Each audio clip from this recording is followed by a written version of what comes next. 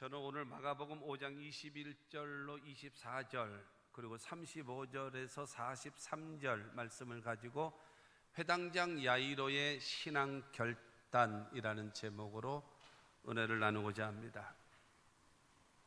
우리가 서로 대화하잖아요. 서로 대화할 때에 하나님과의 관계도 마찬가지고 사람과의 관계도 마찬가지입니다. 사람을 향하여 인간이라고 하지 않습니까? 인간, 사람 인자에다 사이간자를 써서 인간, 그 사이에 무엇을 넣느냐에 따라서 그 사이가 좋아지기도 하고 나빠지기도 하는 것이죠. 근데 그 대화를 할 때에 반드시 사실이라고 하는, 내용이라고 하는 것은 굉장히 중요하죠. 사실을 말하고 내용을 말하는 거죠. 그러나 사실과 내용보다도 더 중요한 것이 있습니다. 그게 바로 무엇인가 하면 태도, 그리고 자세, 그리고 표현, 그리고 표정입니다.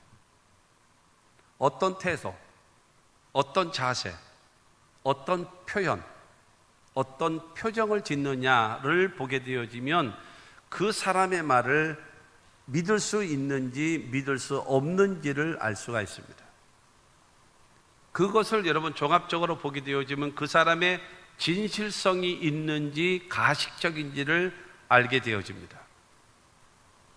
그렇기 때문에 여러분 우리가 올바른 관계 속에서 여러분 사실과 내용도 중요하지만 태도와 자세와 표정과 표현을 바르게 해서 상대방으로 하여금 마음에 감동을 줘야죠.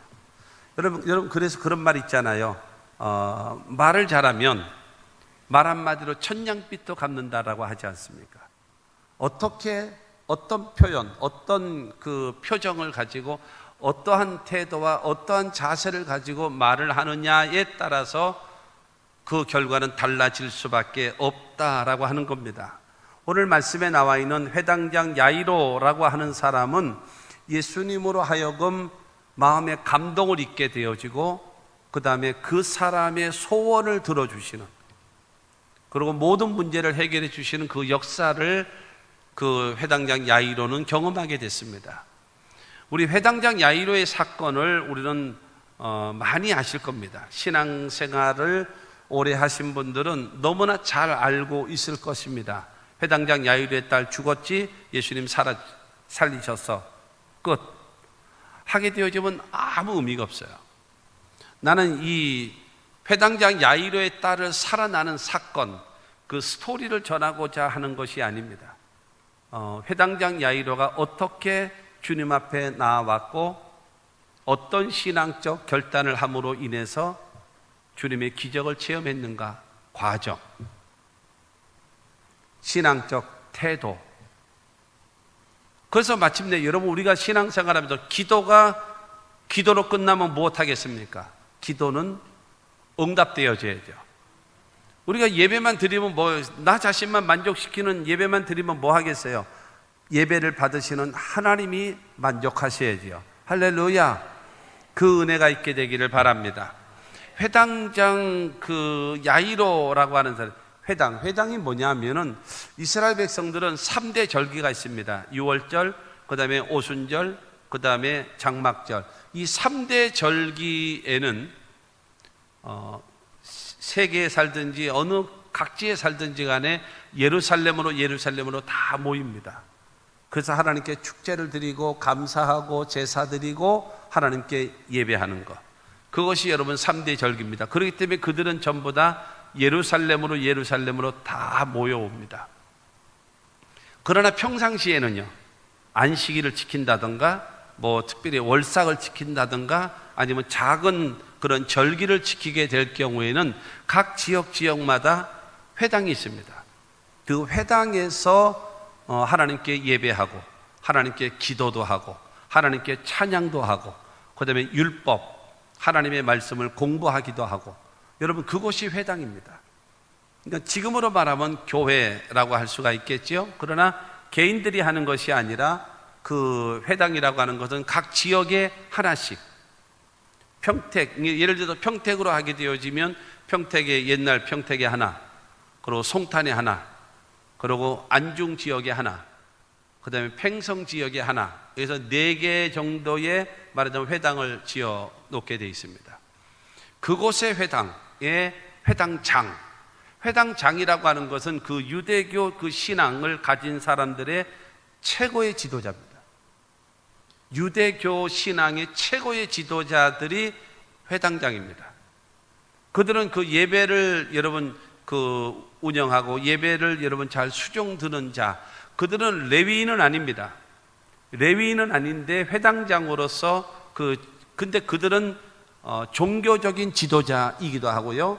뿐만이 아니라 그들은 정치적인 지도자이기도 합니다. 왜냐하면 사람이 살다 보면 대소간에 큰 일, 작은 일 간에 해서 시비가 생기고 재판하는 판결을 해야 되는데 그것을 해주는 자가 누구냐 하면은 회당장입니다. 그렇기 때문에 종교적 지도자, 정치적 지도자, 사회적인 지도자들이 바로 누구냐면 회당장이라고 하는 사람입니다. 여러분, 이 사람이 예수께 나온 거예요. 그런데 이 사람이 예수를 통해서 죽었던 딸이 살아나게 되어지는 놀라운 그 역사를 경험하게 됐다라고 하는 것입니다. 어떻게 이 일이 가능했을까라고 하는 겁니다. 첫째로 여러분, 딸의 문제로 예수께 찾아온 회당장 야이로입니다. 오늘 21절 말씀을 보게 되어지면 예수께서 배를 타시고 다시 맞은편으로 건너가시니 큰 무리가 그에게로 모이거늘 이에 바닷가에 계시더니, 예수님께서 가시는 곳곳마다 언제나 큰 무리가 모였다 그랬어요. 큰 무리. 항상 예수님이 가시는 곳곳마다 아침 일찍이 됐든지 저녁이 됐든지 낮이 됐든지 간에 여러분 언제나 많은 무리들이 모였습니다. 그 중에는 예수님의 말씀을 듣기를 원하는 자들이 많이 모였고요. 그 다음에 예수님께서 행하시는 온갖 기적, 그 기적, 다른 사람에게 베푸시는 그 기적적 역사를 보기를 원하고, 그 다음에 듣기를 원하고, 그리고 또 우리 자신이 체험하기를 원하는 자들이 모인 겁니다. 많이 모였어요. 그리고 뿐만이 아니라 예수님이 그 말씀을 하시거나 행하시는 일에 뭔가가 잘못된 것이 있다면 꼬투리를 잡아서 예수님을 시당국에 고발하고 결국에는 예수를 어떻게 하면 죽일까라고 모의하는 사람들도 같이 그들이 모였어요. 말씀을 듣기 위해서, 기적을 체험하기 위해서, 그 다음에 많은 도우심을 받기 위해서, 또한 예수님의 꼬투리를 잡기 위해서 오는 사람, 이렇게 저렇게 많은 무리가 모여 있었다라고 말하고 있습니다. 그런 상태에서 22절 말씀을 보게 되어지면 회당장 중에 하나인 야이로라 하는 이가 와서 예수를 보고 발 아래 엎드려 라고 하는, 예수님의 도움을 받기 위해서 지금 야이로라고 하는 사람이 여러분 예수님께 나왔습니다. 그런데 야이로라고 하는 사람에게는 딸이 병이 들었어요. 야이로라고 하는 사람이 딸이 병이 들은 겁니다. 그런데 여러분 회당장이기 때문에 별로 생활에 어려움을 당하지 않기 때문에 별의별 약도 다 먹어봤을 것이고 처방도 다 해봤을 것입니다. 12년 동안 혈루병 앓았던 그 여인도 많은 의사들을 찾아가서 그 다음에 이 방법 저 방법 여러 가지 처방을 다 받아서도 치료받지 못했었거든요. 그러니 회당장이 자기 딸이 아픔으로 인해서 뭐 유명하다라는 의사는 다 불러서 다 이렇게 해봤지만은 백약이 무효라 안 되는 겁니다. 그래서 이게 어떻게 할까? 근데 사실 우리가 그렇지 않습니까? 예를 들어 누가 아프게 되어지면 이제 별의별 방법이 다 나옵니다. 뭐를 갖다가 삶아 먹어라, 뭐 아니면은 한약을 먹어라, 아니면 침을 맞아라, 아니면 물리치료를 해라, 아니면 어느 병원을 가면 된다. 온갖 방법이 한 10대까지 이상 나올 겁니다. 그렇게 나오게 되어지는데 여러 가지 방법이 그에게 들려졌겠지요. 그러나 그 중에 하나가 뭐냐면 예수에 대한 소문입니다. 예수에 대한 소문. 예수에 대한 소문을 듣자 그 회당장 야이로에게 예수에 대한 믿음이 생기기를 시작하는 거예요. 예수님의 5대 기적을 보면 첫 번째가 죄를 용서하셨고, 두 번째가 병든 자를 치료하셨고, 세 번째는 귀신 들린 자를 자유케 하셨고, 네 번째는 일상의 삶에 기적을 베푸셨고, 다섯 번째로는 자연도 굴복시키는 5대 기적을 베풀어 주셨음을 믿으시기 바랍니다. 여러분, 이 예수님의 5대 기적적 이 역사가 막 소문이 나는 거예요. 소문에 막 퍼지는 겁니다. 마태복음 4장 24절 말씀 보게 되어지면 그의 소문이 온 수리아에 퍼진지라 사람들이 모든 앓는 자 곧 각생병에 걸려서 고통당하는 자, 귀신 들린 자, 간질하는 자, 중풍병자들을 데려오니 그들을 고치시더라. 사복음서에 보게 되어지면 예수님께서 이게 온갖 병자를 치료하시는 사건이 많이 나타나면서 이 사건이 계속 소문의 소문이 계속 번져가고 있었다라고 성경은 말씀하고 있는 것입니다. 그래서 이 회당장 야이로라고 하는 이 사람이요, 내가 저 예수를 만나면 내 딸이 낫지 않겠는가라고 하는 그런 마음이 생기고, 믿음이라는 것은 들음에서 나잖아요. 그래서 그 말을 계속 들음으로 인하여 그에 대한 믿음이 생겨나기를 시작하는 것입니다. 그러나 문제가 있는 거죠. 무슨 문제가 있느냐? 그 당시에 유대인들이 예수를 향하여 뭐라고 여겼는가? 예수는 사이비, 예수는 이단, 예수는 잘못된 사람, 말씀은 잘 전하고 기적도 베풀지만 저 사람은 사이비다, 저 사람은 이단이다. 왜? 나사렛 예수이기 때문에. 여러분, 참 우리가 그렇지 않습니까? 내가 아는 것이 다가 아니에요. 내가 아는 것이 다가 아니에요. 근데 빌립이라는 사람이 자기 친구 나다나엘에게 가서 야 와보라, 내가 메시아를 만났다라고 얘기할 때에 나다나엘이 빌립에게 말하기를 누구냐 물었습니다. 그때에 나사렛에서 온 선지자 예수다 그랬더니 야 말같이 하는 소리 하지 마. 무슨 나사렛에서 선한 것이 나오냐? 무슨 나사렛에서 메시아가 나와?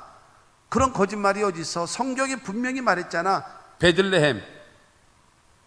여러분, 예수가 베들레헴 예수라는 칭호를 듣고 다녔다면 예수는 절대로 죽지 않습니다.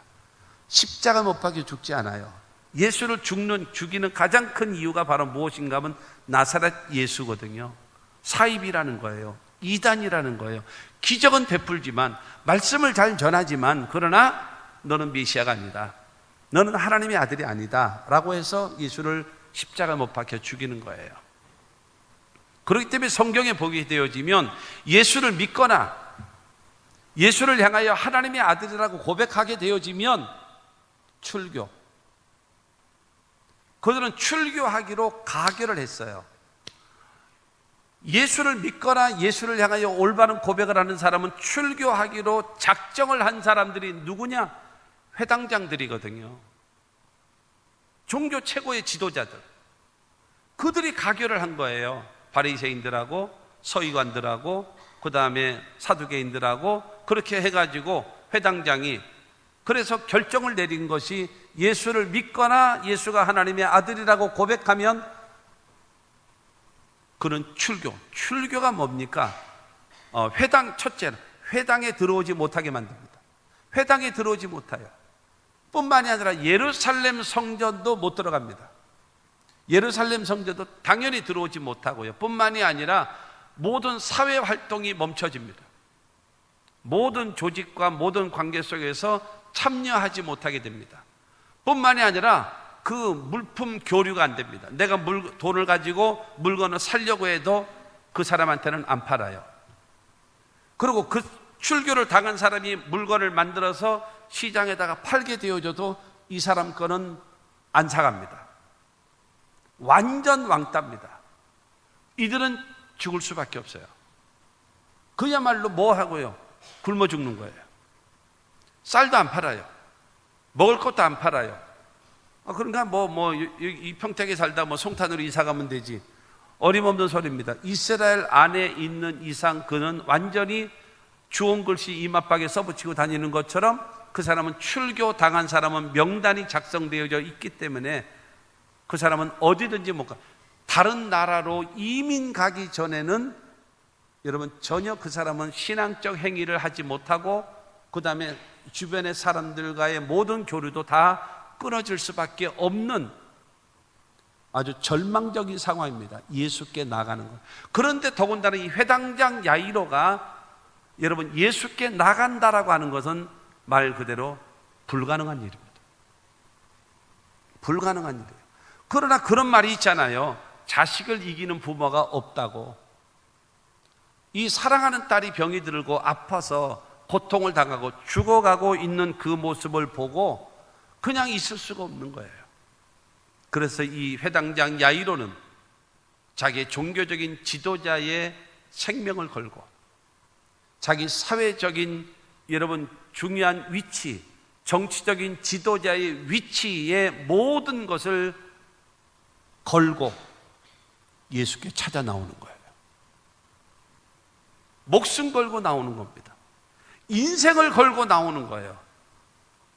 여러분, 예수 앞에 나오면 모든 죄 사하고, 여러분 그와 같은 마음으로 여러분 야이로와 같이 모든 희생을 각오하고라도 주 앞에 나오는 신앙과 믿음, 거기에서 주를 향하여 여러분 올바른 태도와 자세와 표정과 표현으로 주를 고백하고 섬기면 하나님께서 죄사함도 주시고 구원도 주시고 영생도 주시고 응답도 주시고 축복도 주시지 않겠습니까?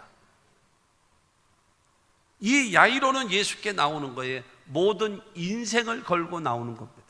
모든 것을 걸고. 신앙은 결단입니다. 내가 하나님을 사랑한다면, 내가 하나님을 믿는다면 여러분 그 사랑과 믿음을 결단으로 보일 줄을 알아야 그것이 신앙인 것입니다. 니고데모처럼 한밤중에 아무도 없는데 조용히 예수를 찾아온 것이 아닙니다. 이 사람은 큰 무리, 많은 사람들이 있는 데서 예수께 찾아온 겁니다. 이거는 인생을 걸고, 없는 사람들은 뭐 걸 것도 없잖아요. 그러나 이 야이로라고 하는 사람은 모든 것이 많이 걸려 있는 사람입니다. 이 사람이 목숨을 걸고 예수께 찾아 나오는 겁니다. 예수께 와야 구원받을 수 있고 예수께 와야 자기 문제가 해결될 수가 있기 때문에 여러분 예수께 찾아 나오는 겁니다. 사랑하는 성도 여러분, 성경은 말하지 않습니까? 나를 사랑하는 자가 나의 사랑을 입으며 나를 간절히 찾는 자가 나를 만날 것이라 말씀하지 않습니까? 여러분이 하나님이 여러분에게 있어서 몇 번째입니까? 우선순위에서 몇 번째입니까? 여러분 가족과의 문제가 있고 가족의 관계가 있고 그 다음에 친척과 친구들과 이런 뭐 일이 생겨났고 직장에 일이 생겨났고 주변에 일이 있어졌고 그러면 그것이 먼저 되어지고 그 다음에 오늘은 가족의 일도 없고 친척의 일도 없고 주변 내 동기들과의 그런 일도 없고 아무 일도 없으니 오늘은 교회나 갈까라고 하는 마음으로 주 앞에 나왔다면 그러면서 주님 내가 사랑합니다 라고 하면 그 사랑의 고백을 주님께서 믿으실 수 있겠냐라는 거죠. 야이로는 그렇지 않았거든요. 모든 것을 걸고 뿐만이 아니라 22절 후반에 보게 되어지면요 예수를 보고 발 아래 엎드려 그랬어요.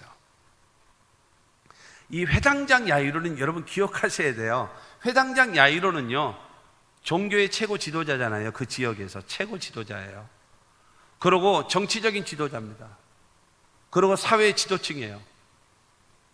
이 사람은 모든 사람들을 만나게 되어지면 회당장 야이로에게 전부 다 인사를 합니다.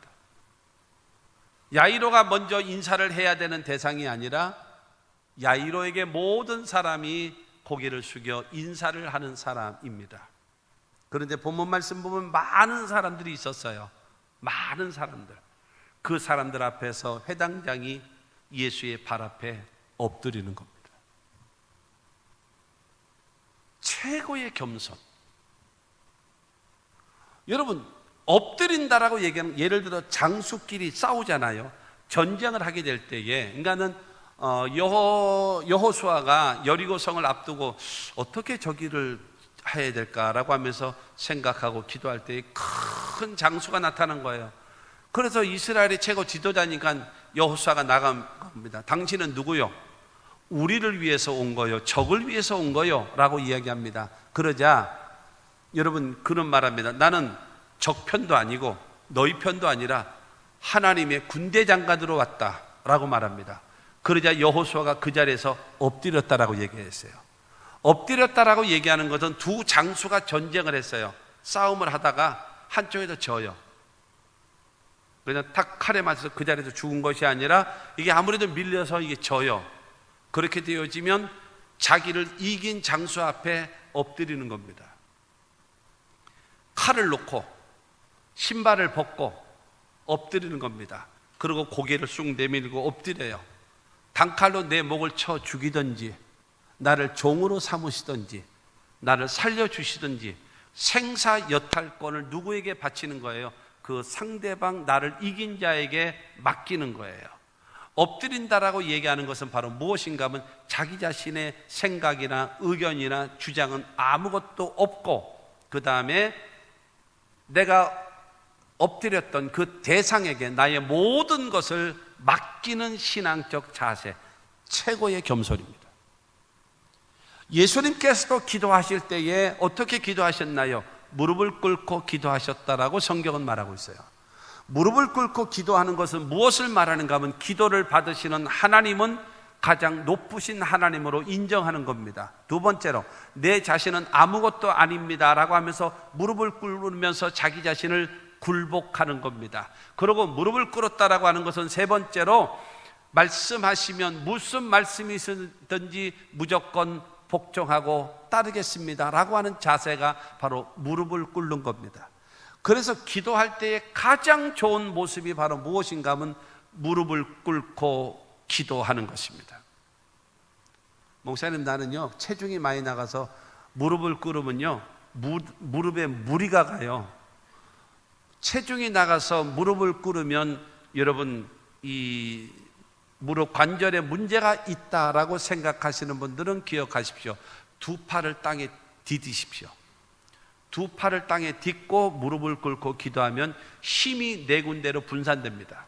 두 팔에 분산되고 두 다리에 분산되기 때문에 힘이 여러분 많이 분배가 되기 때문에 무릎에 이 무리가 훨씬 덜 가게 됩니다. 아무쪼록 나는 그걸 지금 얘기하고자 하는 것이 아니라 무릎을 꿇고 기도하는 것은 높이고 자기 자신을 낮추는 자세거든요. 근데 중요한 것은 자기는 인생을 걸고 그야말로 모든 것을 걸고 예수께 나와서 최고의 겸손의 모습으로 나는 아무것도 아닙니다. 주님은 하실 수 있다고 나는 들었습니다. 그 주님께 나는 긍휼히 여기심을 받기를 원합니다. 측은지심, 나를 보고 불쌍히 여겨서 내 소원을 들어줄 수 있을 그런 관계를 만들기 위해서 여러분 그 자리에서 발 아래 엎드리는 겁니다. 누가요? 지도자가 그렇게 한다는 것은 결코 쉬운 일이 아닙니다. 그런데 이 야이로라고 하는 사람은 바로 그 엎드리는 겁니다. 열왕기하 5장에 보면 나아만이라고 하는 장군이 엘리사에게 찾아옵니다. 나병에서 치료받기 위해서죠. 제가 이 예화를 많이 들고 있습니다만은 그럴 때에 이 엘리사는 그 종에게 말합니다. 가서 요단강에서 7번 목욕하면 깨끗해진다라고 말하라 라고 해서 게하시가 나가서 이야기합니다. 그러자 여러분 나아만은 뭐 하고 있었는가? 마차 위에 있었습니다. 좋은 옷을 입고 마차에서 거들먹거리며 앉아 있었습니다. 그래서 요단강에 7번 목욕하라고 하니까는 나아만은 화를 내는 겁니다. 내 생각은 그렇지 않다고. 내가 왔으면 네가 버선발로 뛰쳐와서 나에게 예를 갖추고 나에게 인사를 해야지. 그러고 너희 하나님의 이름을 부르면서 종교적인 행위, 주술 행위를 하면서 나를 낫게 해줘야지. 내가 나타났는데 코빼기도 보이지 않고 종을 통해서 요단강에서 7번 목욕하라고? 너 나 어떻게 여기는 거야?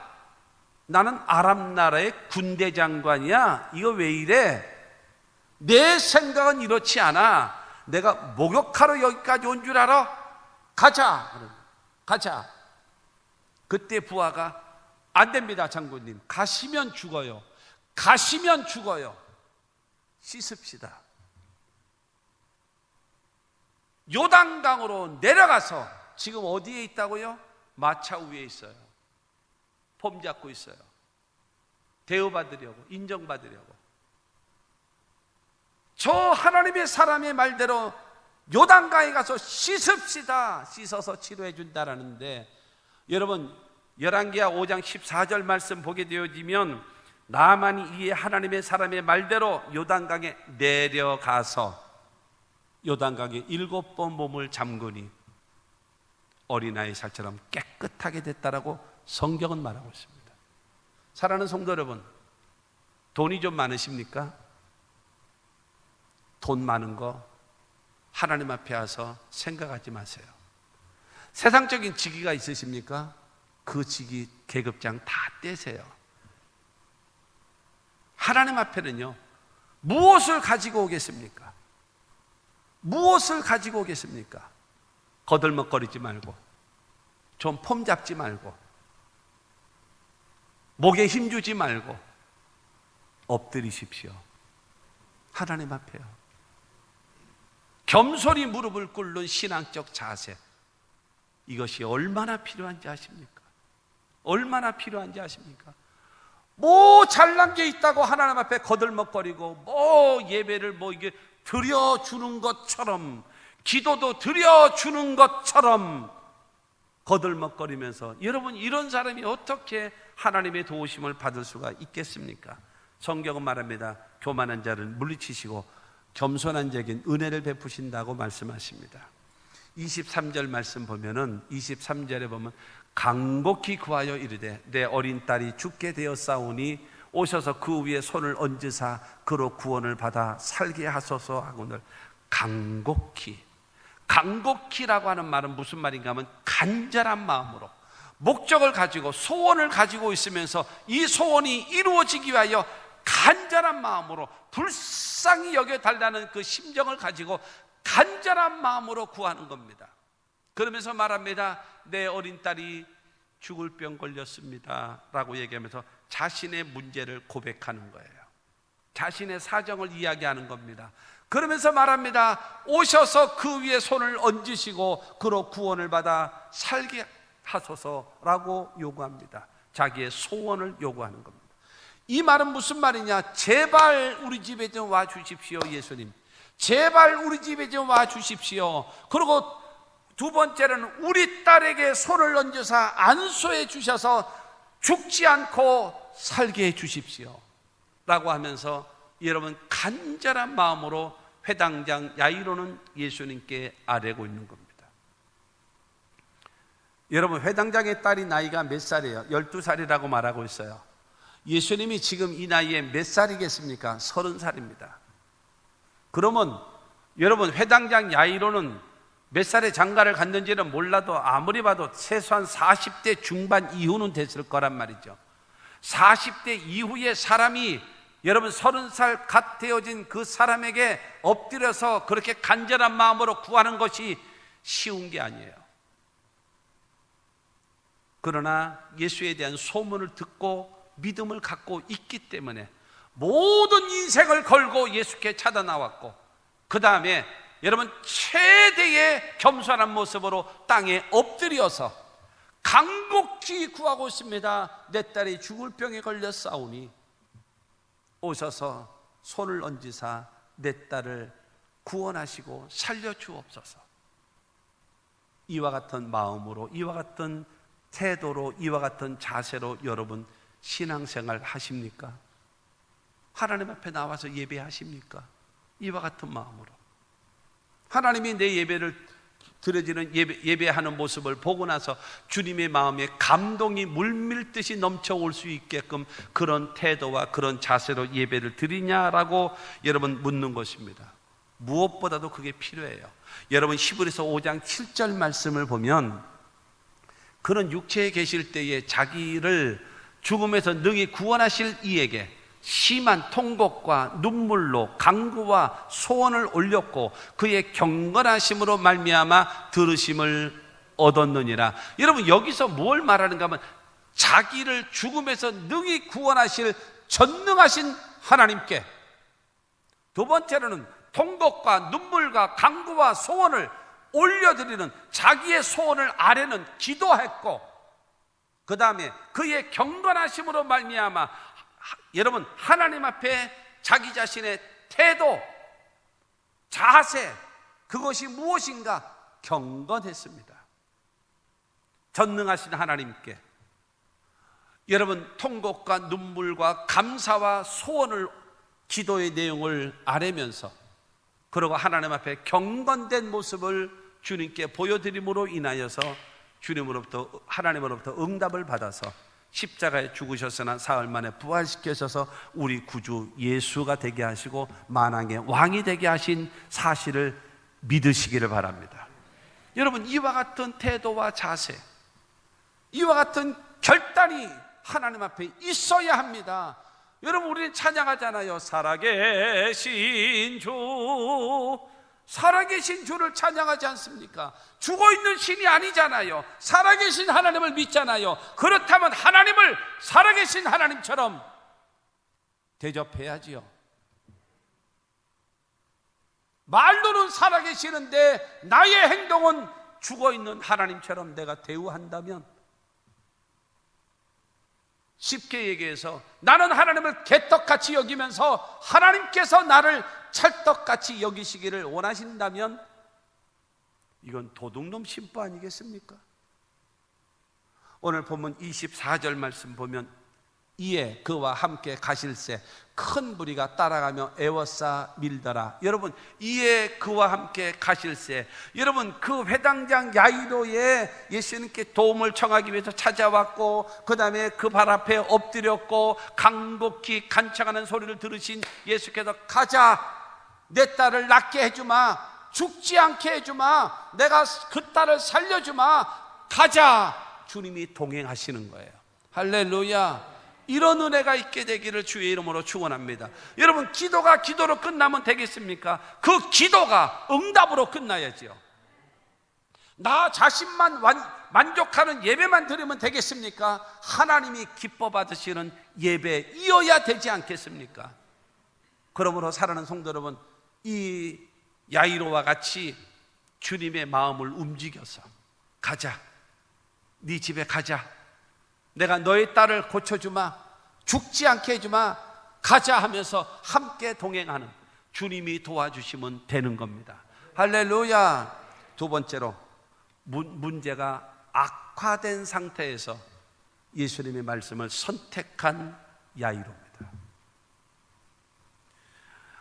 야이로는 예수님과 함께 자기 집을 향하여 가고 있어요. 노심초사하는 거예요. 생각은 뭐밖에 없는 거예요? 자기 딸밖에 없는 거예요. 얼마나 아플까, 지금 얼마나 고통스러울까, 얼마나 힘들어할까. 지금 죽어가고 있었으니까 얼마나 빨리 종령 걸음으로 가는 거예요. 빨리 가고 싶은데 예수님이 천천히 가시는 거예요. 그런데 중요한 거는 여기서 하나의 사건이 터져버린 거예요. 무슨 사건이 터졌는가? 25절서부터 34절까지 통해가지고 혈루병 여인의 사건이 터져버린 거예요. 예수님이 잘 가시다가 딱 멈추시면서 누가 내게 손을 댔느냐, 내 옷을 만졌느냐 라고 물으시는 거예요. 갑자기요. 이게 무슨 일입니까? 예수님 멈추셨고, 여기다가 사건 타자, 그때 혈루병 여인이 나와가지고 사실은 제가 12년 동안 하혈을 했고 어쩌고저쩌고 쭉 설명을 하는데, 여러분 이 여인은, 여러분 여자분들은 한마디의 말을 10마디, 50마디, 100마디로 늘려서 말할 수 있는 탁월한 능력이 있으시잖아요, 여성 동지 여러분들은. 그러니 이 여자분이 12년 동안에 여러분 이 한 많은 세월을 예수님 앞에 여러분 고백하면서 간증을 하는데 얼마나 구구절절히 말을 하겠습니까? 저는 성격이 못돼가지고 이렇게 말을 길게 하면은 결론이 뭐야? 결론.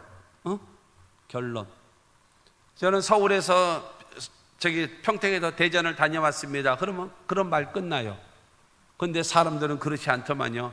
경부고속도로로 가고 안성 휴게소에 들러서 커피 한 잔을 마시고 올라갔다가 갑자기 화장실을 가고 싶어서 저 죽전 휴게소에서 화장실, 그 얘기가 왜 필요한지 몰라도 어쨌든 이런 식으로 간증을 하는데, 여러분 야이로는 죽는 거, 속이 타는 거예요. 속이 타는 거예요. 여러분 지금 한시가 급한 여러분 야이로에게 예수님이 멈춰서서 그야말로 그 여인이 하는 간증을 다 들어주시는 거예요. 그런데 성경에 보게 되어지면요, 천하의 범사야 기한이 있고 그 모든 목적이 이룰 때가 있다고 했거든요. 전도서 3장 1절에. 때가 있어요. 기다릴 줄 아는, 인내할 줄 아는, 참을 줄 아는 마음을 가지십시오. 내가 주님을 향한 믿음, 주님을 향한 그 신앙이 변함이 없는지 주님은 우리를 확인하는 방법 중에 하나가 우리를 인내를 테스트하시는 거예요. 환난은 인내를, 인내는 연단을, 마침내 우리로 하여금 연단을 통해서 우리를 소망을 이루시는 주님이라는 사실을 믿게 되기를 주님의 이름으로 축원합니다. 여러분, 그래서 그런 상황에서 조급해 갖고 이 여자가 지금 뭐 하고 있는가 하면 이제 간증을 마무리하고 있는 상황이 됐어요. 시간이 지나간 다음에 됐는데 35절 말씀 보면 아직 예수께서 말씀하실 때에 회당장의 집에서 사람들이 와서 회당장에게 이르되 당신의 딸이 죽었나이다.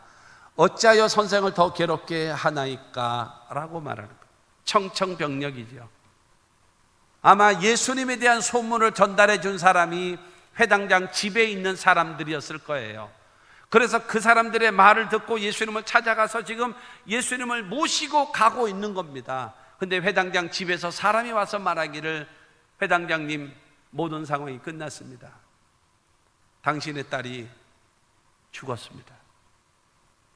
저 예수 데리고 가봐야 소용 없습니다. 조금 있다가 다시 설명하겠습니다마는 더 큰일 난 게 있습니다. 뭐야? 유대교 지도자들이 지금 다 모여 있습니다. 당신 탄핵하기 위해서. 당신은 지도자의 자격이 없다고, 이 사람 출교시켜야 된다고 지금 떠들어대고 있습니다. 싸우고 있습니다. 지금. 여러분, 최악의 상태, 최선을 만들기 위해서 자기의 모든 인생을 걸고 예수께 찾아왔는데, 저 혈루병 여인이 간증하는 바람에 몇십 분인지 1시간인지 2시간인지 몰라도 간증 다 그거를 들으시고 예수님 거기서 가만히 들으시면서 하고 계시고, 그런데 속 타이고 있는 야이로, 그런데 그 사이에 야이로의 딸은 죽어버린 거고, 야이로의 딸이 죽자 종교 지도자들이 야이로를 여러분 성토하기를 시작하는 거예요. 이런 상황이 펼쳐졌다고 지금 여러분 집에서 하인들이 와서 말해주는 거예요. 너무나 기가 막히죠. 36절 말씀 보면은 그때에 예수께서 그 하는 말을 곁에서 들으시고 회당장에게 이르시되 두려워하지 말고 믿기만 하라 하시고. 여러분, 자 보세요. 여러분, 딸이 죽었어요. 그러면 슬퍼하잖아요. 슬퍼하잖아요. 슬퍼하지 말고 믿기만 하라 이랬으면 말이 맞잖아요. 그런데 예수님은 느닷없이 두려워하지 말고 믿기만 하라는 거예요. 무엇을 두려워하느냐? 딸이 죽은 것이 문제가 아니라 지금 종교적인 지도자들이 너를 성토하고 있고 너의 모든 것에 위기가 다가온 것에 대해서 너 지금 걱정하고 있지, 무서워하고 있지, 두려워하고 있지. 걱정하지 마. 믿어. 너 나 믿기 때문에 찾아왔잖아.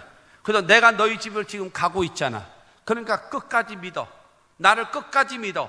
여러분, 예수님 말씀하십니다. 나를 끝까지 믿어 라고 말씀하고 있습니다. 여러분, 야이로는요 현실의 소리에 귀를 기울이면서 절망하고 있고 두려워하고 있는데 예수님 말씀하십니다. 현실의 소리에 연연하지 말고 나에 대한 믿음을 갖고 흔들리지 말라고 말하고 있는 것입니다. 할렐루야. 야이로는 현실의 소리를 믿을 것인가, 그 말을 순응하고 받아들이고 운명으로 받아들일 것인가, 아니면 예수님의 말씀을 여러분 내가 믿고 선택할 것인가의 기로에 있는 겁니다. 여러분이 그와 같은 기로에 서 있다면 어떡하시겠습니까? 사람들은 회당장에게 말합니다. 포기하라고, 이제는 끝장났다라고. 예수님 말씀하십니다. 포기하지 말고 나를 믿어라. 여러분, 사람들은 말합니다. 이제는 못해요. 이제는 할 수 없어요. 이제는 절망입니다. 당신의 딸이 죽었습니다. 예수님 말씀하십니다. 내가 도와주면 된다. 사람들은 그에게 말합니다. 현실을 직시하시오. 여기다가 예수까지 죽었다는 소식을 듣고도 예수 데려가면 당신은 더 바보 됩니다. 예수는 말씀하십니다. 끝까지 나를 바라보고 끝까지 나를 믿어라. 사랑하는 성도 여러분, 이게 지금 남의 이야기를 하니까 여러분은 그냥 아멘을 하지만 여러분의 현실에 있을 때에 이와 같이 아멘을 할 수 있느냐라는 거죠. 그게 문제예요. 우리가 여러분 성경적 사건을 스토리로, 이야기로 이게 알고 있는, 그건 믿음이 아니라니까요. 그 말씀 속에서 나에게 주시는 여러분 하나님의 음성을 들어야 나도 그와 같은 기적을 체험할 수가 있다라는 겁니다. 할렐루야. 그러므로 사랑하는 성도 여러분, 현실만 직시하고 살아가는 사람이 있는가 하면 믿음을 갖고 살아가는 사람도 있다라는 겁니다. 주님이 원하시는 사람은 믿음의 사람입니다. 히브리서 10장 38절은 말합니다. 오직 의인은 믿음으로 말미암아 살리라. 또한 뒤로 물러가면 내 마음이 그를 기뻐하지 아니하리라 하셨느니라. 여러분, 예수를 믿기로 작정했다면 끝까지 믿게 되기를 주의 이름으로 축원합니다. 이것을 결단하는 거예요. 이 회당장 야이로는요, 어차피 이판사판 아니에요. 어차피 이판사판이에요. 다른 방법이 없잖아요. 믿기로 했습니다. 내가 주님 믿기로 했습니다. 내가 주님을 믿을게요. 갑시다. 여러분 선택하십시오. 엘리야가 말하지 않습니까? 야훼가 하나님이면 야훼 편에, 바알이 하나님이라고 생각되어지면 바알 편에 살아. 어느 때까지 두 사이에서 머뭇거리겠느냐? 결단하라. 예수님도 말씀하십니다.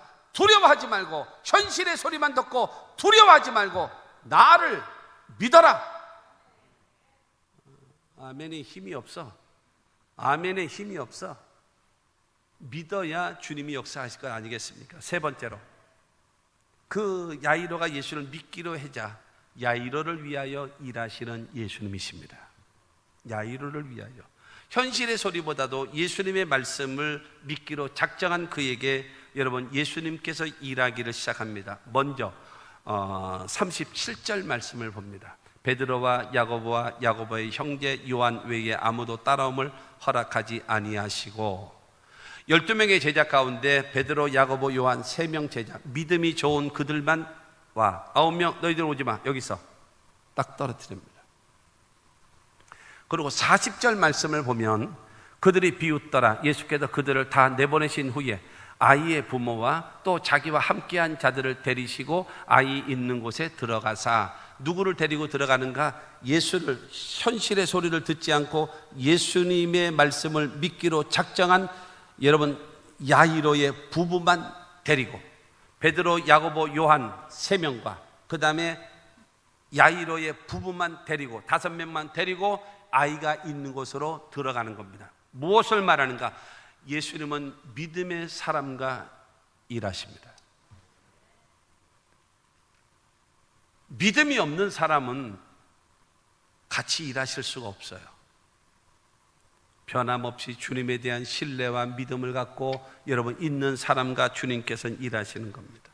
믿음이 없는 사람과는 주님은 절대로 일하지 않습니다. 자, 38절에서 40절을 읽겠습니다.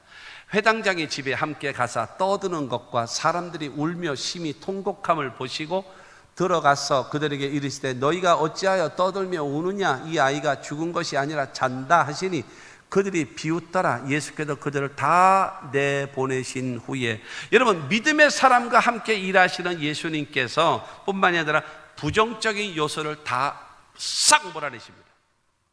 부정적인 사람들, 부정적인 요소를 싹 몰아내십니다. 하나님의 기적을 베푸시기 위해서는 반드시 믿음의 사람을 모으는 것이고 부정적인 사람을 싹 보내시는 겁니다.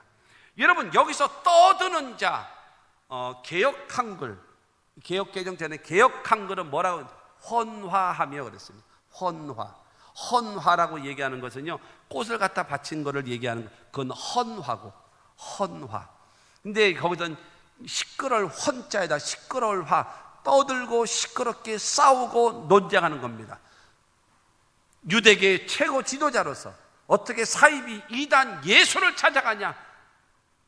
보통 사람들도 따라가게 되어지면 출교를 시키는데 어째요 최고의 지도자가 이럴 수 있느냐라고 하면서 논쟁하며 떠들며 싸우며 분쟁하고 있는 여러분 그들, 떠드는 자들. 두 번째로는 울며 심히 통곡하는 자. 이젠 죽었어요. 이젠 끝장이에요. 이제는 할 수 없어요. 이제는 어떻게 해요? 라고 하면서 울며 불며 여러분 안 된다, 못한다, 할 수 없다라고 말하는 부정적인 사람. 다 나가, 다 나가!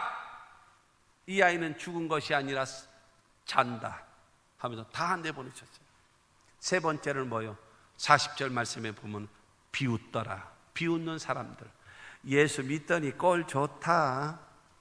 봐라. 지기 딸 죽는 임종도 보지 못했고, 유대계 지도자가 예수 사입이 이단 따라가가지고 이런 박살도 나고 이 다음에 쫓겨나게 생겼고 참 한심하다 한심해 하면서 비웃는 사람들, 떠드는 사람들, 울며 여러분 부정적으로 울며 절망을 얘기하는 사람들, 그 다음에 비웃는 사람들 다 나가! 싹 내버려요. 다 나가라! 하나님의 역사가 나타나는데 오히려 어떤 존재예요? 방해 요소입니다. 거들먹거리는 방해적 요소. 여러분 이와 같은 사람은 안 돼요. 하나 예를 들어보겠습니다. 구약 사사기에 보면은 미디안이라는 군대가 쳐들어왔어요. 자그마치 30만 명이 쳐들어왔어요. 그래서 하나님이 기드온이라고 하는 사람을 지도자로 세웠습니다. 기드온이 나팔을 불면서 용사들아 모여라, 미디안과 싸워서 그들을 몰아내자, 용사들아 모여라 하고 나팔을 불었더니 3만 2천 명이 전국에서 모였습니다. 아니 저들은 30만 명이고 저들은 다 칼로 무장된 사람인데 이스라엘은 그때 칼이 없었거든요. 몽둥이 들고 오고 빗자루 들고 있고 망치 들고 오고 이러고 오는 거예요. 전쟁하러. 참 너무 기가 막힌 거죠. 이 3만 2천 명 이 오합지졸 뭐에 써먹나 걱정하고 있는데 하나님께서 기드온아 너무 많다, 죽음을 두려워하는 자들 다 가라 그래라. 그랬더니 여러분 가운데 죽음을 두려워하는 사람, 후손이 없어서 아들 안 낳으면 안 되는 그 죽음을 두려워하는 사람은 가시오 라고 하자 그 말 떨어지자마자 2만 2천 명이 도망가 버렸어요. 10,000명 남은 거예요.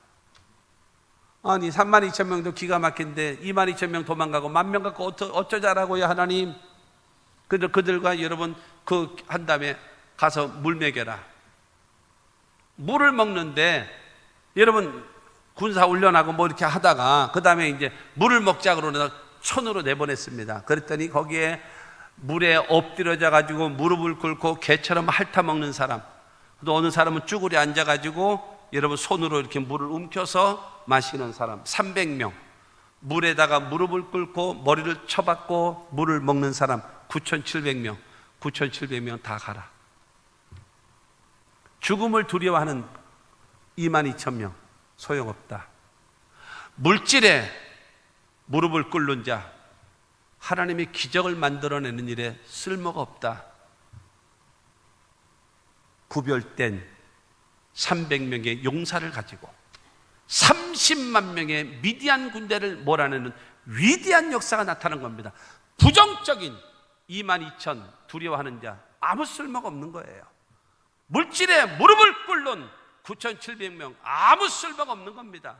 하나님만 믿고 구별된 성도된 하나님의 사람 300명을 통해서 30만 명의 미디안을 완벽하게 몰아내시는 위대한 승리를 하나님이 만드신 겁니다.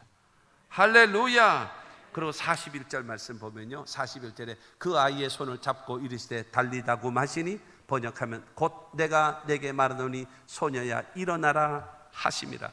여러분 야이로가 예수님께 와서 집으로 오셔서 내 딸에게 손을 얹으사 그를 구원하여 죽지 않고 살게 해달라고 했더니 예수님께서 그대로 그 아이의 방에 들어가셔서 손을 잡으시고 그 다음에 달리다 쿰 하시면서 일어나라 하셔서, 여러분 야이로가 예수님께 간청한 대로 그 방에 가셔서 그 아이의 손을 붙잡고 일어나라 하시면서 그 아이를 살려줬다는 사실을 믿게 되기를 주님의 이름으로 축원합니다. 자고 있던 자가 여러분 깨어난 것처럼 생명, 부활이요 생명이신 예수께서 달리다 굼 일어나라 하시니 생명이 돌아와서 다시 살게 되어졌음을 믿게 되기를 주님의 이름으로 축원합니다.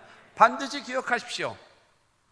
예수께서 당신을 치료하시기로 작정하시면 여러분의 병이 무슨 병이든지, 또한 초기냐 중기냐 말기냐, 회당장 야이로의 딸처럼 성질 급해서 예수님 오시기 전에 죽었느냐?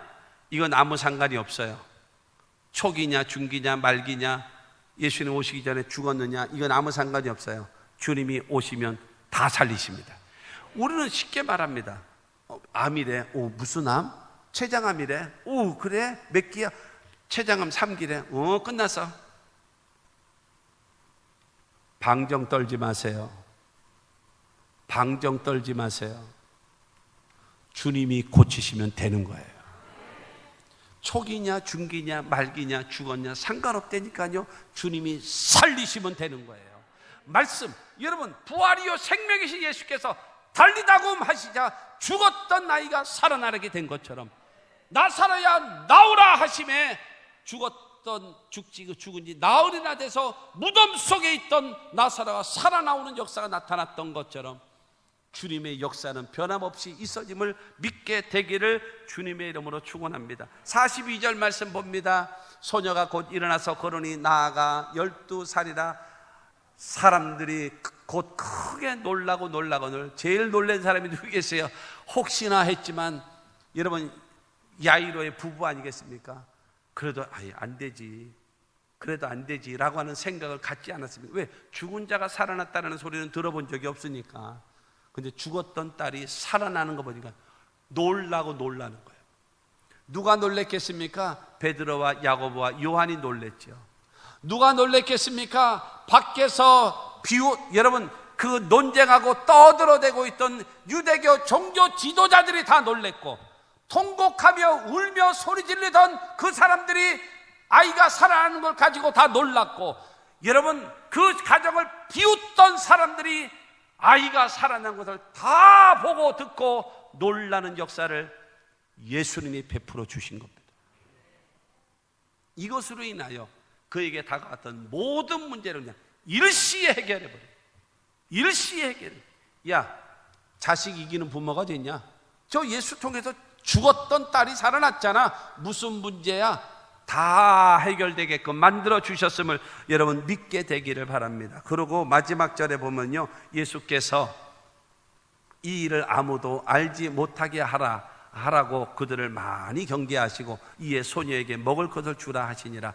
여러분, 왜 기적을 베푸셔서 죽은 자를 살리신 그거를 알리지 마, 얘기하지 마라 라고 이야기할까요? 잘 들어보세요.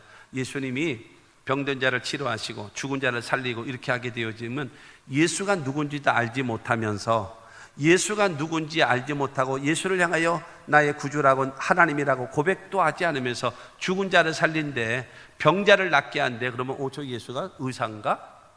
마술사인가? 어떤 사람이지? 예수에 대한 여러분 묘사가 아주 복잡해지죠. 지저분해지죠. 싸구려 취급되죠. 그렇기 때문에 예수님께서 하지 마라.